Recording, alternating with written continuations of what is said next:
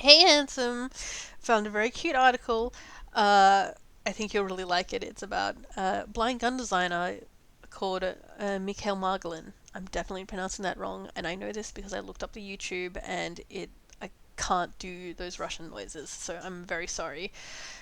Your ears will just have to cope with my, my horrific anglicization of everything. Uh, I'm also stumbling over my words a lot. I have partly because there's a lot of Russian in this, partly because I haven't slept in like 20 odd hours, and normally need like 10 hours of sleep. So uh, I'm just gonna stumble through this. If it's completely unlistenable, I might give it another try tomorrow. But this is hosted on the National Federation of the Blind's website. I'm pretty sure they've got like a newsletter or digital newspaper type situation called the Braille Monitor. So this article was published in the Braille Monitor November 2014. I haven't looked into what the Braille Monitor actually is. It might actually just be a section of the website for all I know. Um, okay, The Blind Gun Designer: The Genius of Mikhail Margolin by Greg Trapp. And Greg Trapp has been a high level executive in disability commissions and dealing with disability rights for most of his life, according to this little bio here. He's also a gun enthusiast. The header image for this article is him at some little desert outpost firing a C96 Mauser broom handle. So he sounds like a lot of fun.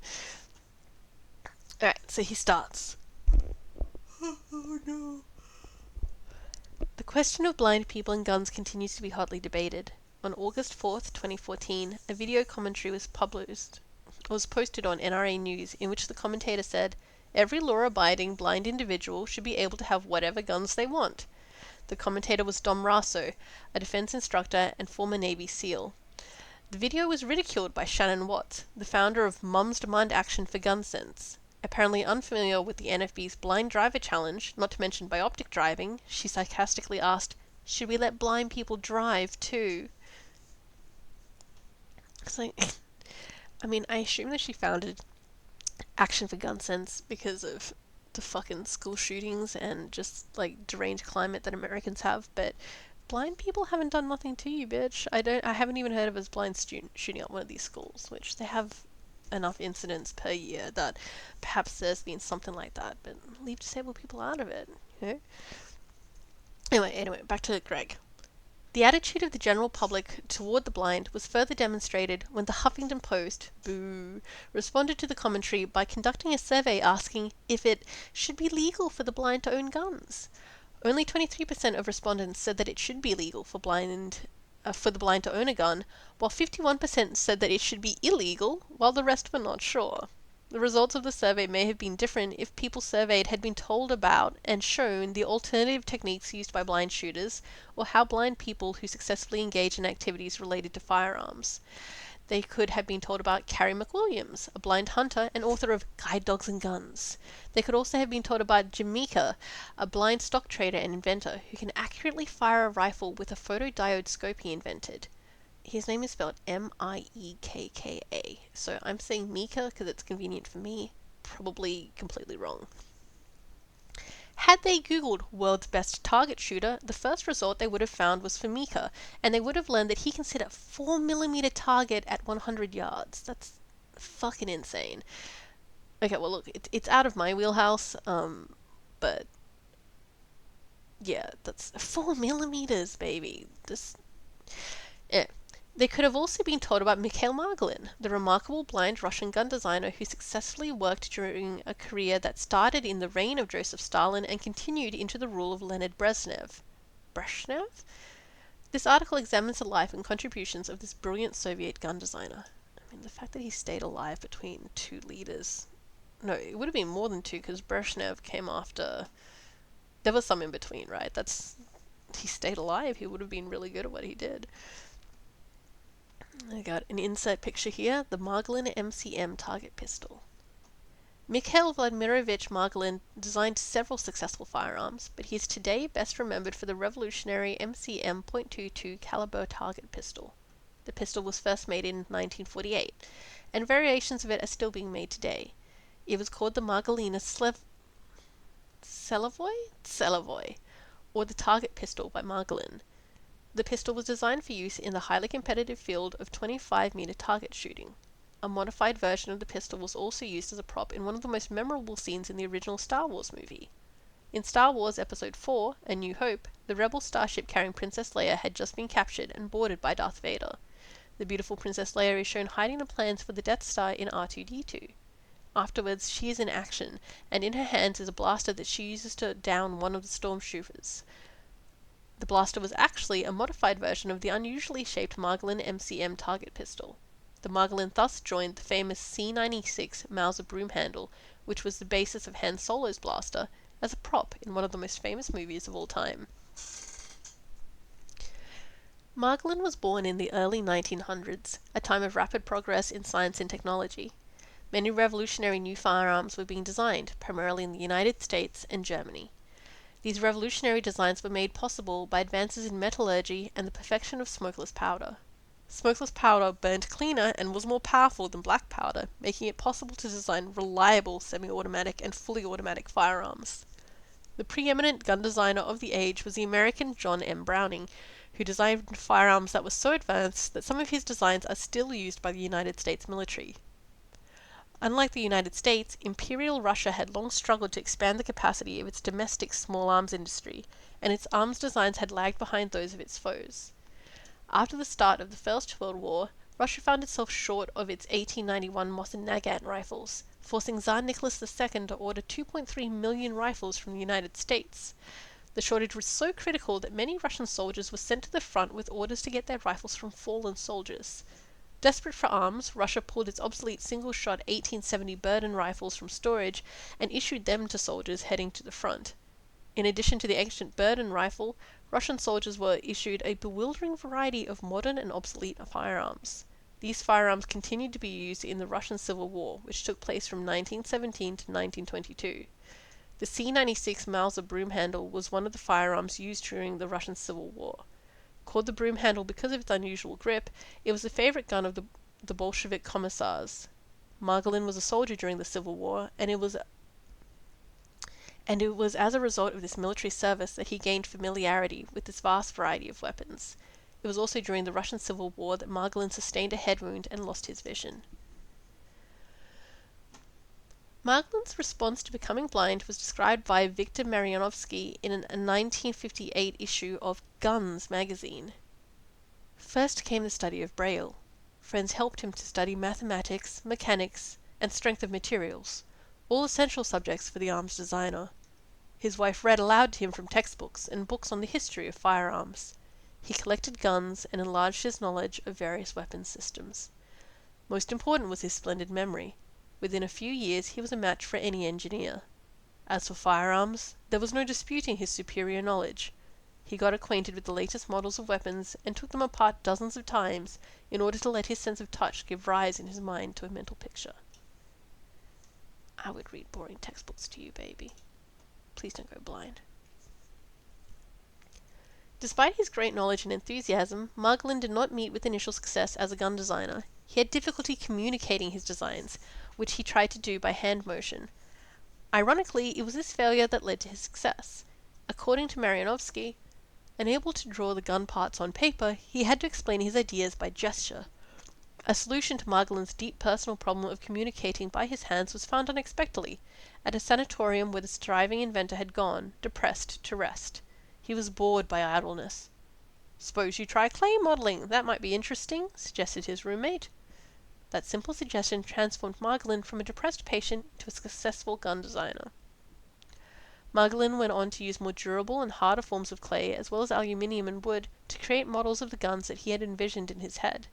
This led to his first successful designs in the 1930s, a semi-automatic sporting rifle and a fully automatic .22 machine gun for use in military training. Maryanovsky describes it as follows.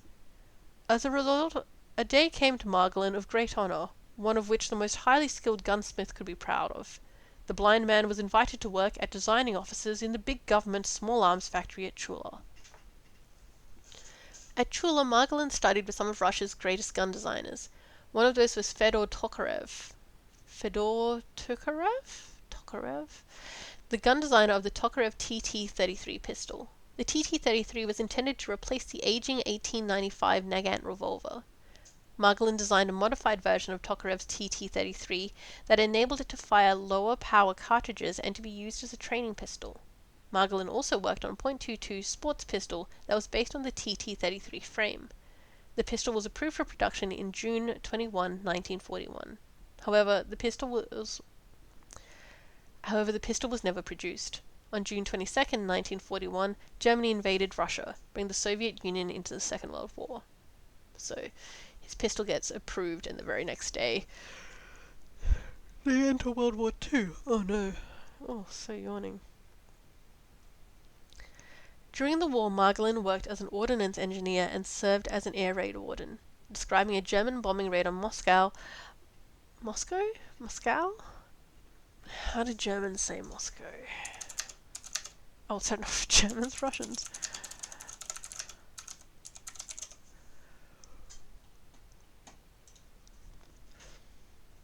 Speechmodification.com presents Moskva. Moskva. Moskva. Moskva. Get more help for... Okay. I'm gonna forget that in like 2 seconds. I've only got one brain cell left. On June 22nd, 1941, Germany invaded Russia, bringing the Soviet Union into the Second World War. During the war, Margolin worked as an ordnance engineer and served as an air raid warden. Describing a German bombing raid on Moskva, Marianovsky wrote that, while on duty on the roof of one of Moskva's big buildings, Margolin picked up a fallen German incendiary bomb and threw it from the roof to the street, where it burned harmlessly. Writing of another incident during the war, Marianovsky wrote Margolin and went, "In the ruins of a lodging house demolished by bombs, and led 120 old people, women, and children to safety." This guy's fucking capable.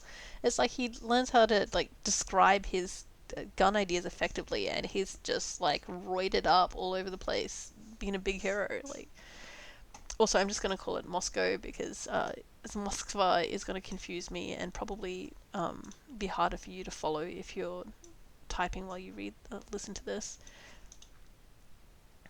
Just, hashtag Anglo things. When the war was over, Anglophile. When the war was over, Margolin abandoned the pistol design he had worked on before the war and instead designed what would become the Margolin MCM. The gun was designed between 1946 and 1948, and the first pistols were built in 1948.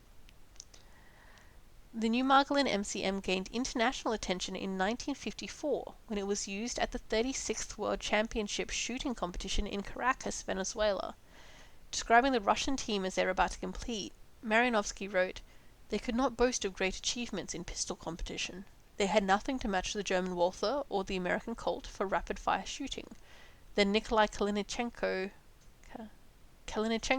took his place at the firing line. The first shot scored, and the next. In 2 days of shooting, 60 shots, Kalinichenko scored 584 points, beating the world record set by Benner, the American. The team record was carried off by Soviet marksmen, who scored 2,317 using the new pistol of Mikhail Margolin." That's fucking... I'm pretty sure Kissinger was gaining power during that. Wait, what's Kissinger... That man was fucking old when he died. I just assume everything after World War II had his thumbprints on it, but he might still have been in uni at this time, so, anyway. Fuck those guys. The world record success of Margolin's pistol was due to the use of several revolutionary design features. The gun was designed so that balance weights could be attached to steady the pistol during firing. The pistol could also be equipped with a muzzle brake to reduce the tendency of the gun barrel to rise during shooting, a movement called muzzle climb. The muzzle brake is at the end of the barrel, and it directs some of the expanding gas upwards into the rear, which helps counteract the muzzle climb. Margolin also designed a version of his MCM with an aluminium slide. The slide is a part of a semi-automatic pistol that moves backwards and forward with each shot, ejecting the empty bullet case as it goes backward and chambering the new bullet as it travels forward. The lighter slide helped the shooter hold the gun steady during firing. Yeah, shit, when did aluminium come on the scene? I've got no idea of the invention of these things. Advances in metallurgy. But that would What, like iron or some shit? That would have been so cumbersome. Margolin also designed the sights to improve accuracy. He placed the rear sight on the frame. Oh, I wish they had. I'm going to scroll back up to the picture. Right. Yeah, rear sight, muzzle sight. Sorry, got distracted. Margolin also designed the sights to improve accuracy. He placed the rear sight on the frame, creating a bridge through which the slide passed. Margolin's design was very different from the traditional pistols in which the sights were mounted on the side. Beg your pardon, the slide. Oh my god, the bit moving back and forth? That's okay. Mounting the sights on the slide reduces accuracy, since the slide is a moving part that could be slightly out of alignment with the barrel. By placing the rear sight on a stationary bridge above the slide, Margolin greatly improved the accuracy of his pistol. We've got an inset picture here of the 1895 Nagant revolver, and it's attached to some sort of fucking lanyard, baby, but it's just like, they've turned pistol whip into a noun. Like, I'm looking at this and it's like, it's a fucking pistol whip. The innovative design features of the Margolin created a very unusually shaped pistol, including the abnormally high sights. This unusual shape is likely responsible for some of the comments that attribute the appearance to the designer being blind. However, Margolin's design should be judged in light of its Russian contemporaries, and most Russian guns of the time tended to be unattractive and even strange looking by American standards. For instance, the Margolin would look right at home if it was placed next to the 1895 Nagant revolver, or the PPS 43 submachine gun, or the 1891 Mosin Nagant rifle.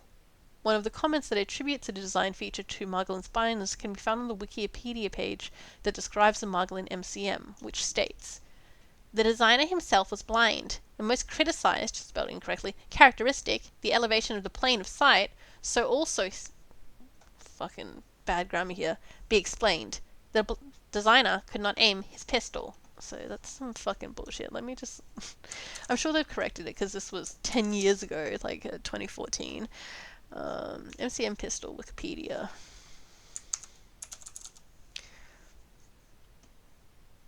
There is some criticism of the pistol's elevated plane of sight, blaming it on the incorrect notion that the designer could not aim his pistol. Yeah, so they've come in and cleaned that up.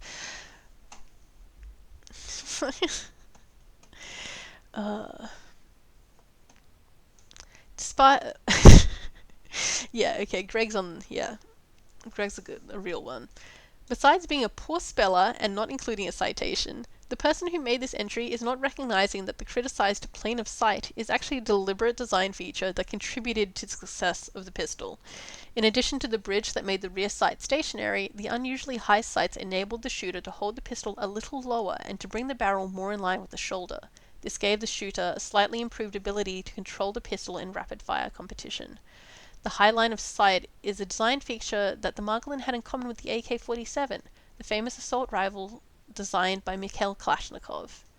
The AK-47 was designed between 1946 and 1948, the same time as the Margolin MCM. Just like the Margolin, the high sights of the AK-47 lowered the barrel and put it more in line with the shoulder, helping to reduce muzzle climb. Margolin's willingness to alter the barrel height to compensate for the problems of muzzle climb was further demonstrated in the design of his next pistol, the even more revolutionary upside-down pistol. According to Marianovsky, the pistol which emerged was radically different from any firearm ever before designed in the world. Called the MTS-Z1, the MT lowercase s? Z1, the 5-shot competition 3.1 is built with the slide and barrel below the hand, the magazine feeding inverted from above. This caused the kick of the gun to strike downward, aiding rapid-fire control. I did not anticipate any of those words, and so I stumbled all over them. I'm looking at this acronym for the gun, and I'm just going to call it the MITSI.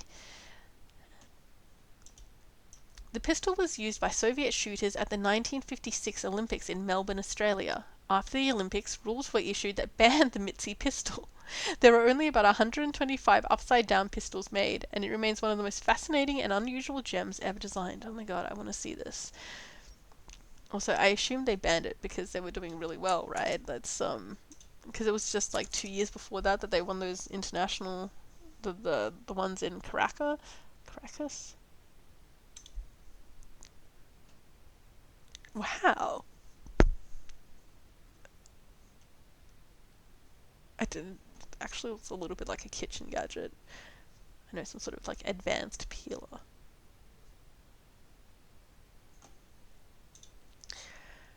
Um, wonder how much they sell for now. That's 125. I wonder if that.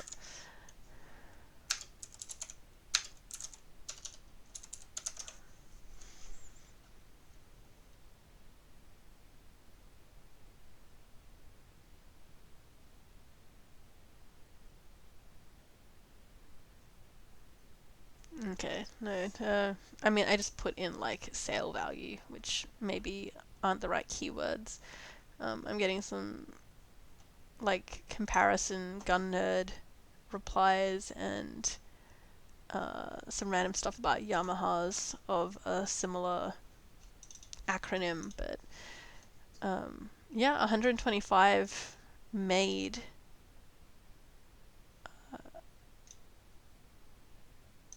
I mean, when it says made here, it makes me wonder if they mean like at the time or ever. I suspect it's ever, in which case it's not surprising that there's no like auction price around for something like this. But oh, we're at the end. Mikhail Margolin was a brilliant gun designer who just happened to be blind. It is ironic that Margolin was able to achieve such great success as a blind gun designer in the Soviet Union, and yet today many voices are being raised in the United States that question the ability and right of blind persons to handle and even own guns. The remarkable career of Mikhail Margolin illustrates the point that blind people can successfully work in a wide range of professions that many might not think possible, including as scientists, medical doctors, nurses, chiropractors, mechanics, and yes, even as gun designers. It's fucking true. The way people infantilize anybody with a fucking disability is nonsense. And then some of the just dumbest shit, like requirements of convenience or requirements of convention that people attach to jobs, which have nothing to do with the performance of the labor itself, but mostly like give your middle managers an ego boost. Delusional. Fucking delusional. Uh, this guy's fucking cool. I wonder if there are any photos of Mikhail Margolin around.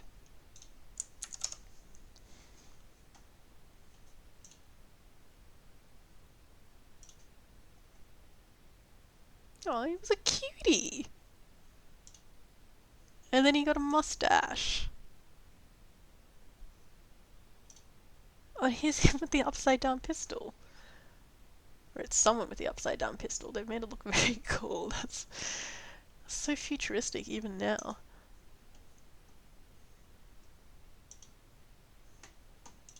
You should dress like this, baby.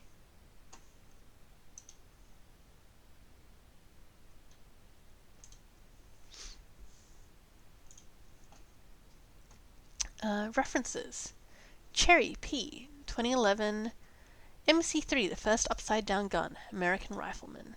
Marinovsky V. 1950. Oh, right. I thought that was his birth date. No, that was The Man to Beat in Moscow, Guns Magazine. MCM pistol in Wikipedia, free encyclopedia. Honestly, I would trust, I would rate this article fairly high for accuracy just based on the clear, nerdy, hobbyist enthusiasm that's radiating off Greg Trapp. Uh, I love that. What a cute little trivia thing that I've added to my collection now. I hope I get a chance to use it one day. I'm not going to check any of these references or links, baby. You let me know if any of it strikes your fancy, and maybe I'll follow some of it up, or maybe we can read about like Kalashnikov next or something. But I was mostly interested in it because he had like an obvious disability. I mean, you're going to assume that he's like autistic or something too. That he really doubled down on like this special interest, and was able to do so much. Uh, but then, I'm projecting because I like to imagine that anyone I think is cool has something in common with me. So I guess I'll tick that off my list. Um, Take it off our little reading programs list. Is it not bookmarked?